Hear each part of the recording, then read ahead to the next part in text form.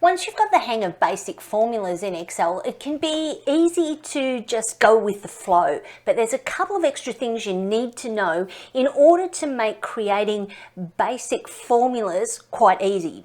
So here we have a cost price, and I want to create a sell price, or create a calculation that gives me the sell price with a margin over here. So I'm going to start out by typing in equals, because that tells Excel we're about to do some maths. Then I'm going to take this cell and I'm going to multiply it by the cell that contains our margin, which is 10%. And then of course, I want my sell price to be 10% more than the cost price. So I then need to add the cost price, because this piece here is just giving me the 10%. I press enter and you can see here that is 10%.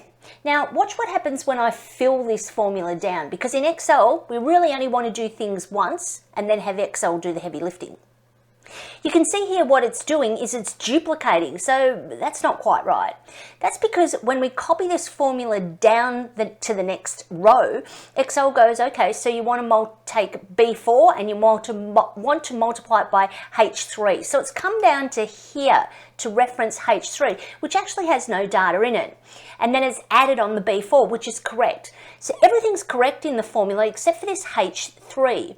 Now, what we want to do is we want to adjust our formula in the first cell so that when we fill it down, Excel automatically just references this margin and doesn't try to go down and copy relative to its new location. So the way we do this is by clicking on the reference, the cell reference, and you're now in what's called edit mode, and you can see your cursor flashing, and you can also see Excel highlighting colors, the elements of your formula. If I press the F4 key on my keyboard, you'll notice it goes $H, $2. The dollar signs tell Excel to lock this cell. So the dollar sign in front of the H says lock column H, the dollar sign in front of the 2 says lock row number 2. And that means when you copy the formula, it doesn't matter where you copy it to, it's going to always reference cell H2. Now, I just want to press the F4 key again to show you the difference here. So this means if you go across to column I, it will adjust the column, but it will lock the row. Not what we want here. This one here locks the column, but not the row. And this one here returns us back to the relative address of H2. So if I press F4 again, it puts the dollar signs in. So the dollar sign in front of each one tells us it's locking that cell. Now, if I press enter, we've got our value in here, and then if I fill this down, you'll notice we now have 10%.